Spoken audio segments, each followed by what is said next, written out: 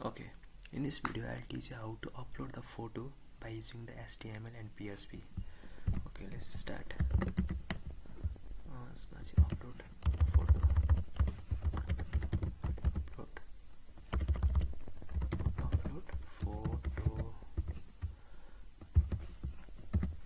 Let's make the form here. Let's close the form. Sorry.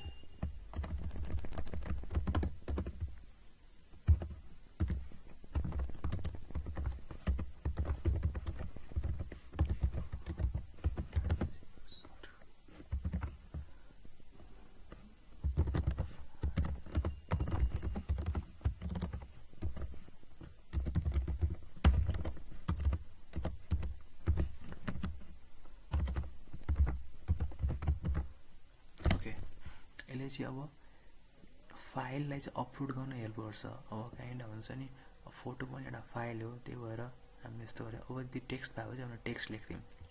अनि यो चाहिँ नेमको फोटोको चाहिँ के मतलब हुन्छ भने यसले चाहिँ अब पिएचपीमा भ्यालु पास गर्न हेल्प गर्छ हामीलाई। ओके, एउटा चाहिँ सबमिट बटन पनि भनौँ।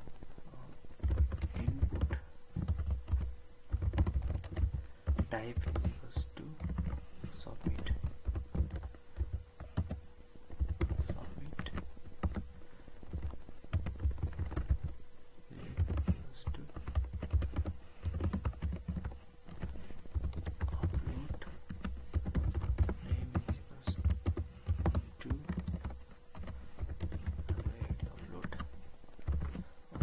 Save this and let's go here. Let's run this. Okay, this I'm भनेको छ। यहाँ चाहिँ हामीले फाइललाई चाहिँ सिलेक्ट गर्न पाउँछौँ तर अपलोड हुँदैन। Let's make it's dynamic. Okay, यसलाई चाहिँ PHP को रोल प्ले गर्नुपर्छ हामीले। यसलाई चाहिँ मेथड पोस्टबाट पठाइदिउँ।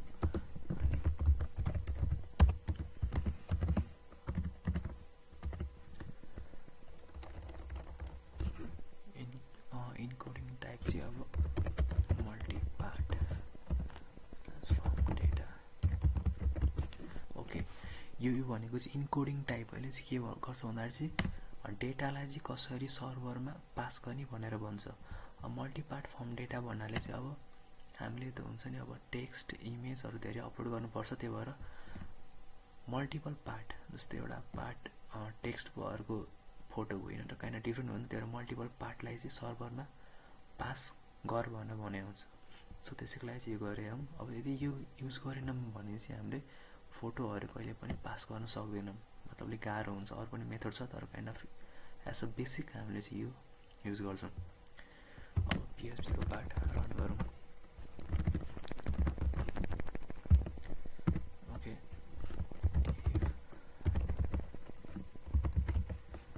सेट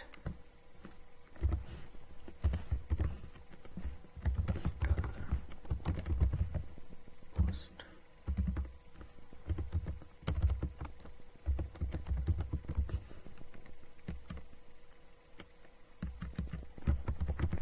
ओके, यसले चाहिँ के भन्नु खोजेको चाहिँ यदि कहिले पनि युजरले अब अपलोड भन्ने बटनमा क्लिक गर्यो भने यो बटनमा क्लिक गर्यो भने यहाँको अपरेसन पर्फर्म गर भने भित्र हुने अपरेसन पर्फर्म गर भने हो।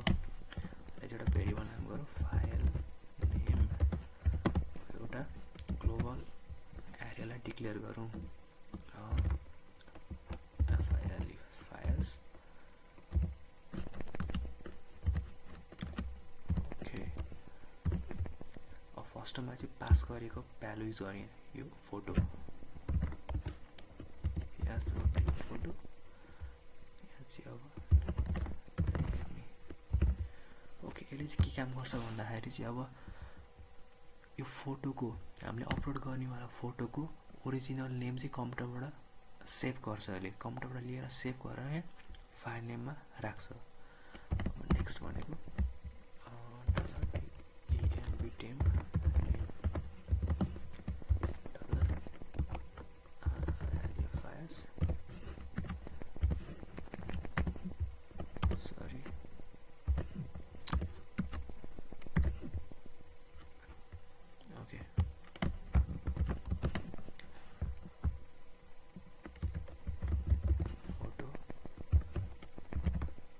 पछि अब टेम्प नेम ओके यसले चाहिँ के गर्छ भन्दाखेरि अब हामीले अपलोड गरेको फाइलको लोकेसन चाहिँ टेम्पोररीली टेम्प नेममा गरेर राखिदिन्छ जस्ट यसले भन्छ कि अब PHPले चाहिँ अब टेम्पोररीली यसको पाथलाई चाहिँ सर्भरमा सेभ गरिदिन्छ सो त्यो चाहिँ धेरै टाइमको लागि हुँदैन आई मिन पर्मानेन्ट हुँदैन त्यसलाई पर्मानेन्ट सेभको लागि चाहिँ अब यो स्टेप गर्नुपर्छ हामीले मुभ अपलोडेड फाइल यहाँ चाहिँ अब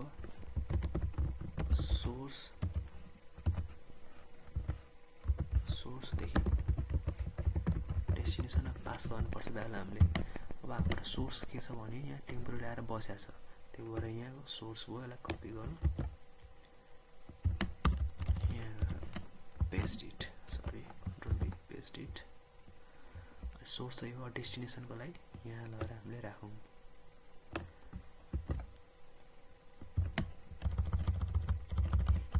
ओके यो पार्ट त भयो तर अब एउटा यहाँ प्रब्लम छ किनभने हामीसँग यसलाई स्टोर गरेर राख्ने एउटा फोल्डर छैन लेट्स क्रिएट फोल्डर हियर फोल्डरको नाम चाहिँ अपलोड भनेर राखौँ यहाँ अब यहाँ चाहिँ हामीले यसको पाथ दिनुपर्छ UPLOAD अपलोड यो अनि कन्क्याटेनेसनलाई हामीले डट युज गर्छौँ PHP मा let's save this okay here is the rise of error move uploaded file method upload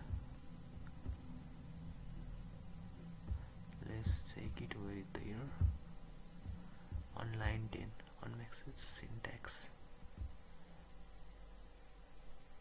line 10 if is set okay method save this method post if is set or method post upload file files photo temporary where is the issue again on the same line 10 syntax is unexpected token okay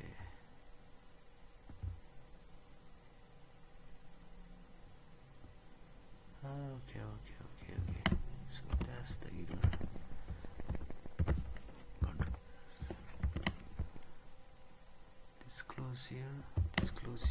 close here save this okay let's close this here save this okay now let's check whether this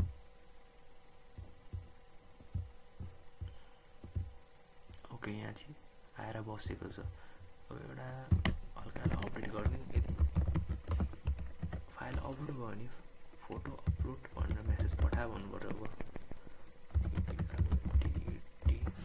uploaded successfully save this अर्को file एउटा upload गरौँ upload file यो Dell 16+ open upload okay photo upload successfully अब हेरौँ यहाँ del 16+ okay यसले काम गरिरहेको छ now thanks for watching this video bye bye